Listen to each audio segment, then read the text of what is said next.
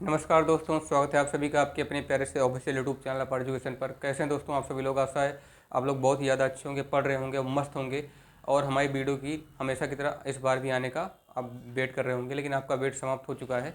आपका अपना भाई ला चुका है आपके लिए बेसिक करंट अफेयर्स, एकदम लेटेस्ट फ्रेश करंट अफेयर्स, जो कि आप लोगों को एकदम अच्छे से समझाएंगे। ठीक है, तो आइएगा दोस्तों, बिना वीडियो को देरी के स्टार्ट करते हैं। वीडियो को स्टार्ट करने से पहले आपको बता दें कि अगर आप हमारे चैनल पर पहली बार नए हैं तो इसे सब्सक्राइब कर लीजिएगा, वीडियो को लाइक कीजिएगा, जितना ज़्यादा हो सके शेयर कीजिएगा।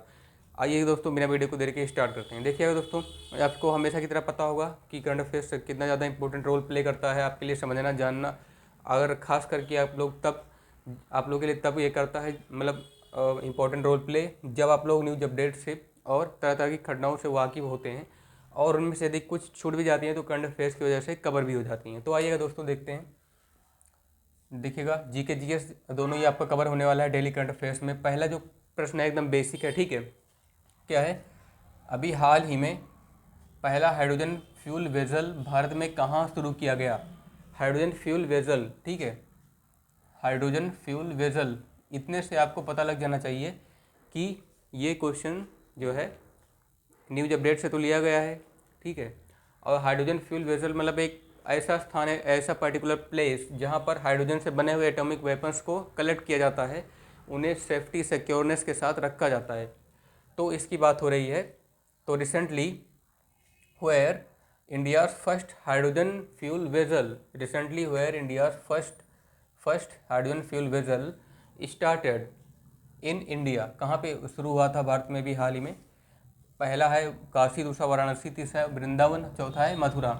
तो बता दें आपको, चारों में से एक ऐसी जगह पे चूज़ किया गया है जो धार्मिक भी है। धार्मिक तो सब है वैसे, है ना, कल्चरल भी है, ट्रेडिशनल भी है और रियलिस्टिक भी है। ठीक है, इस टाइम के लिए आइडियलिस्टिक्स, और इस टाइम पे भी सबसे ज़्यादा वो चर्चा में रहा है। तो वह स्थान है वाराणसी का। ठीक है, वाराणसी में एक ऐसा मतलब वाराणसी एक ऐसा स्थान है जो इसके लिए पर्टिकुलर मतलब प्लेस चूज़ किया गया है हाइड्रोजन फ्यूल वेसल को बनाने में। ठीक है, तो वाराणसी में ये हाइड्रोजन से बने हुए एटॉमिक वेपन्स और कुछ ऐसी चीज़ें जो सबसे ज़्यादा ज़रूरी हैं, वो क्या होता है, क्या किया गया है, अभी हाल ही में रखा गया है।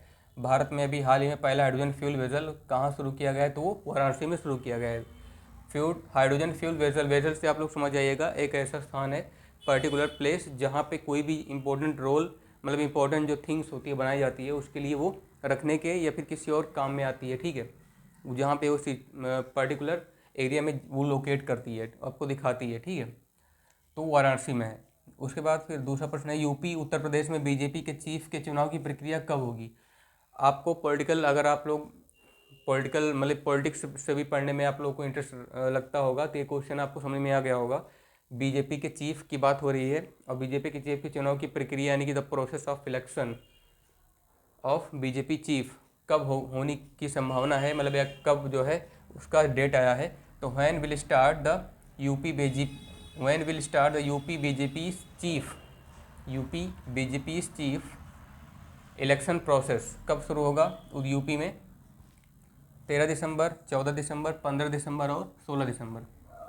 तो बता दें आपको, मतलब इलेक्शन प्रोसेस का जो स्टार्टिंग है, फाइनल मतलब इसका जो इनिशियल फेज है, the first step of BJP chief election process is starting today and the final step will complete tomorrow and the final result will also come out in tomorrow. कल आएगा वो। ठीक है, तो आज मतलब इसका फर्स्ट स्टेप शुरू हुआ है, लेकिन चुनाव की प्रक्रिया कब होगी, मतलब इसके कहने का मतलब एंडिंग इसका कब होगा और रिजल्ट कब आएगा। ठीक है, तो 14 दिसंबर को इसका प्रोसेस क्या होगा, कंप्लीट होगा और रिजल्ट भी कल ही आएगा। ठीक है, तो election process of BJP UP, the election process of BJP chiefs will start on 14 December, sorry, will complete in 14 December and the final result will find out in 14 December in UP election process of BJP chief. ठीक है, और ये meeting सबसे ज़्यादा खास होने वाली है।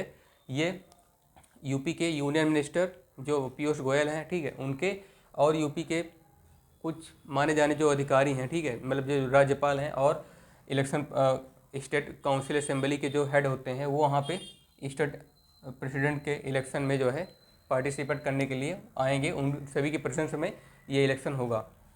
आप लोग कल लाइव जा कर के देख भी सकते हैं चैनल पर, ठीक है। उसके बाद फिर उत्तर प्रदेश के मुख्यमंत्री श्री आदित्यनाथ योगी जी ने किस मेले की शुरुआत करके उसका पहला जो लोगो है उसको लॉन्च किया। जो यूपी के सीएम हैं मुख्यमंत्री आदित्यनाथ योगी जी हैं प्रेजेंट टाइम पे, करंट टाइम पे, तो उन्होंने कौन से मेले की शुरुआत करके उसका पहला लोगो लॉन्च किया है?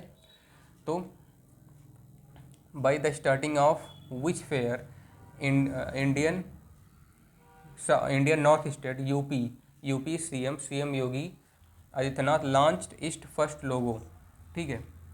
हरिद्वार मेला, माघ मेला, काशी मेला और वृंदावन मेला। बता दें आपको, माघ मेले की शुरुआत करके उत्तर प्रदेश के मुख्यमंत्री मतलब जो श्री आदित्यनाथ योगी जी हैं उन्होंने अभी माघ मेले की शुरुआत करके इसका पहला लोगो जो है फर्स्ट लोगो लॉन्च किया है।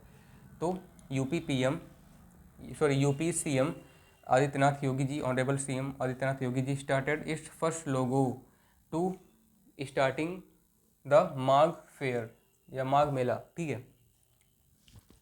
उसके बाद फिर भारतीय प्रधानमंत्री माननीय श्री नरेंद्र मोदी जी के नेतृत्व में उनका प्रेरणा स्थल के खुलने की संभावना कब है? जो राष्ट्र प्रेरणा स्थल होता है, मतलब राष्ट्र प्रेरणा स्थल का मतलब आप पूरे देश के अपना जो पूरा देश है, ठीक है, पूरे देश के जो वीर हैं, मतलब जो वहाँ के अपने देश के महापुरुष हैं, जो इम्पोर्टेंट लीडर्स रह चुके हैं पहले के, चाहे वो फ्रीडम फाइटर्स हो, मतलब स्वतंत्रता सेनानी हो, चाहे महापुरुष हो, चाहे वो कोई क्रांतिकारी हो, चाहे भगत सिंह जैसे हो गया, राजगुरु सुखदेव, चंद्रशेखर आज़ाद, महात्मा गांधी, है ना, और सरदार वल्लभ भाई पटेल। तो इन सब की जो प्रतिमा बनी है वहाँ पे, जो मूर्ति बनी है, वो राष्ट्र प्रेरणा स्थल में। राष्ट्र प्रेरणा स्थल का मतलब होता है एक ऐसा स्थान जहाँ पे इम्पोर्टेंट लीडर्स पास्ट टाइम के रह चुके हैं और वहाँ पे जो अपने पीएम है उसका किस तरह से उद्घाटन करेंगे, ठीक है। ये प्रश्न में ये पूछा है। तो when is the possibility to open the national inspirational place by our Indian honourable prime minister Shri Narendra Modi ji?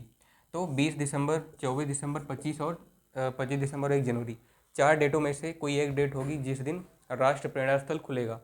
तो वो डेट क्या है? 25 दिसंबर। On the date 25 December is to the maximum possibility to open on the 25 December of national inspirational place by Indian PM Modi, ठीक है। उसके बाद सबसे लास्ट वाला क्वेश्चन क्या है? हमारे सौरमंडल के सबसे पास का तारा, सबसे नज़दीकी तारा, जिसे बोला जाता है प्रॉक्सिमा सेंचुरी, ठीक है, प्रॉक्सिमा सेंचुरी। आप लोग को यहाँ से कम दिखाई दे रहा होगा तो यहाँ पे लिख देते हैं प्रॉक्सिमा सेंचुरी, ठीक है। ये बता दें आपको दोस्तों, हमारे सौरमंडल का सबसे नज़दीकी तारा है और सूर्य से 50 गुना बड़ा है, सबसे ज़्यादा प्रकाश देता है। हमारे सौरमंडल के पास का तारा सूर्य से, यानी कि हमारे सौरमंडल से आप लोग समझ लीजिए इसकी दूरी, प्रॉक्सिमा सेंचुरी जो स्टार है, the nearest star of our solar system, that is Proxima Centauri, and the maximum distance of Proxima Centauri from our solar system, that is 1 light year। क्या है वो? 1 लाइट ईयर, यानी कि 1 प्रकाश वर्ष दूरी है अपने सौरमंडल से इस प्रॉक्सिमा सेंचुरी तक पहुंचने में। यानी कि प्रकाश द्वारा 1 वर्ष में तय किया गया समय, जिसे 1 प्रकाश वर्ष बोला जाता है। यानी कि हमें, अगर हम प्रकाश की गति से अपने सबसे पास वाले तारे के पास चलें तो हमें 1 साल का समय लग जाएगा, ठीक है, अपने नज़दीकी तारे से मिलने में, अपने नज़दीकी तारे के पास पहुंचने में। तो the maximum time will taken by us, that is 1 light year, if we will travel from the speed of light, अगर हम लाइट की स्पीड से ट्रैवल करेंगे तो, ठीक है। तो दोस्तों ये रहा हमारे द्वारा विशेष कर स्टार्टिंग से लेकर के एंड तक बताई गई आप लोग के सामने ये जानकारी, छोटी सी जानकारी, जो टॉप 5 करंट अफेयर्स के क्वेश्चंस पे इंक्लूड किया है हम लोगों ने, ठीक है। तो आपके सामने ये रहा हमारे द्वारा बताया गया वीडियो में कुछ इस तरह से धमाकेदार क्वेश्चंस, ठीक है, जो से आप लोगों को समझना चाहिए और आपने समझा भी होगा। अगर आशा है आप लोग इस वीडियो को जितना ज़्यादा हो सके शेयर करेंगे अपने दोस्तों के साथ, चैनल पर पहली बार लाइक करेंगे, वीडियो को जितना ज़्यादा हो सके शेयर करेंगे और कमेंट करके बताएंगे वीडियो कैसी बनी है। इस वीडियो में अगर एक भी मिस्टेक आपको समझ में आती है तो कमेंट करना जो है ना भूलिएगा, क्योंकि गलती सबसे हो सकती है, ठीक है। तो दोस्तों इसी के साथ आप लोग पढ़ते रहिए, मस्त रहिए, मिलते हैं अपने नेक्स्ट वीडियो में, तब तक के लिए नमस्ते, जय हिंद।